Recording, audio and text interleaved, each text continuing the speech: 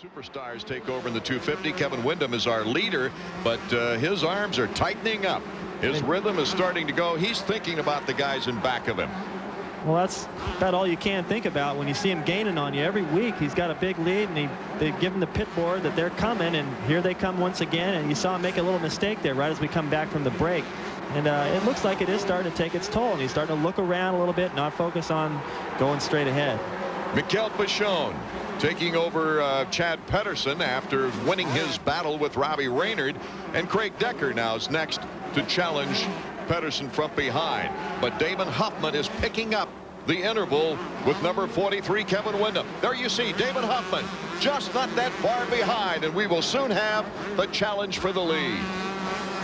Huffman is taking on the rookie pro and makes the pass on the inside. Number 43 Kevin Windham now in second place as we see the yellow bike number 1 Damon Huffman.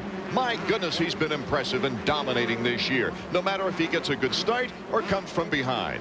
No, he can do it all. This kid is definitely proven himself on the 125s. He hasn't had quite that kind of success in the 250s, the same as Ryan Hughes, but it doesn't matter. Right now, he's got it all under control. And once again, things are going his way. It's obvious that Damon Huffman has gained a lot of maturity and learned a lot by staying in the 125s. After signing for his first factory ride in '93, Huffman won 4 Supercrosses. So it was only logical to think after winning the 1994 125 Western Crown, it's time to step up. It's time to take on the 250s. It was always been a dream. I think he probably wanted to go to 250s. I thought I wanted to. Suzuki's wishes were different. Not only did they want a #1 plate defending the crown, they thought it best for Damon Huffman to gain more strength and confidence. And they were right. Just one step at a time, and you know, I make a lot of good winning bonuses right now with Suzuki, and I happen to be winning a lot of races. So you know, I want to be making much more money in the 250 class, so that's not a problem. Testing the 250 waters this year, Damon gave us one of the most exciting get-offs of the season.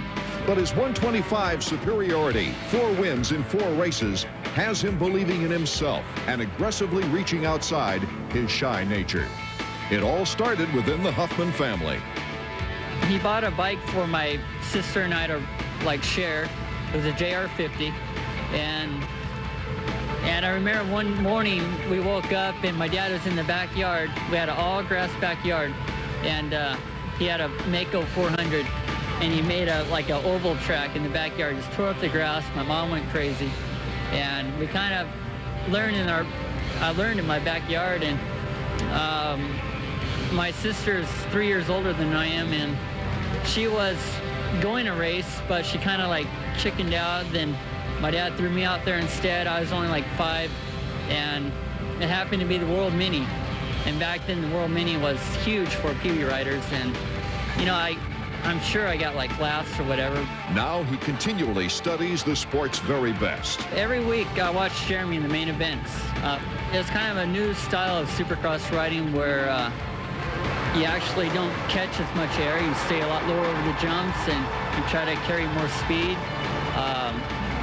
Different techniques going through the whoop-de-doos where you kind of blitz right over the tops of them, and everything with the bike and the new riding style, you're going just a lot faster around the whole track. Many times we see promising youngsters burn out or fail prematurely, not reaching the expectations of others. For Damon Huffman, patience just might be the key to superstardom.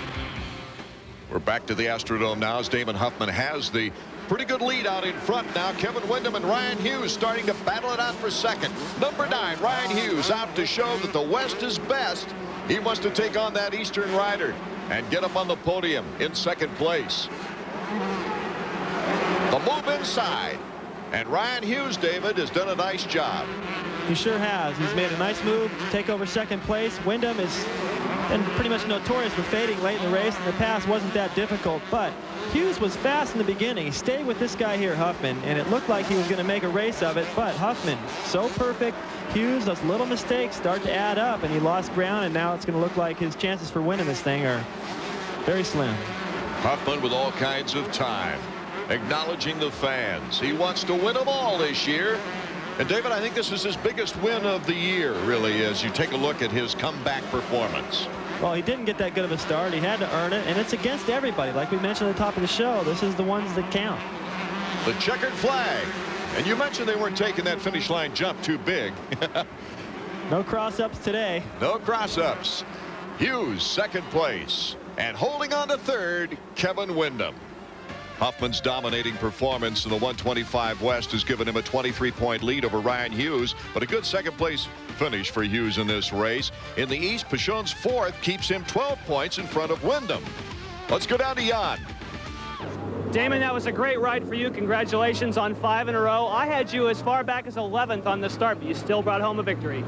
Yeah, you know, I got blocked right out of the gate. I didn't get the best jump, but I got really lucky. There was a lot of openings for me, and I just hung it out a little and went for them, and it got me up to the front really quick. And my RM, it worked so great out there. I'm really happy with it, and as always, my mechanic, Tony Berluti, does an excellent job. Hey, is it more gratifying when you come from the back? Oh, definitely. I mean, it shows that you pass all the fast guys, and I'm really pumped. I think this is the biggest one for me yet. Congratulations. Thank you. Well, another successful outing for number 1. It looks like he's going to have that plate next year. Well, he will if he rides the 125s again. I hope he does. Never know. He needs to step it up. Yeah, a great ride for him, and a good ride by Ryan Hughes, who's been doing good in the 250s, not as good in the 125s. He got up there and made a race of it for a little while, and second ain't bad. Not on the podium, Craig Decker went from 12th to 4th place in his finish today. It's the 250s coming up.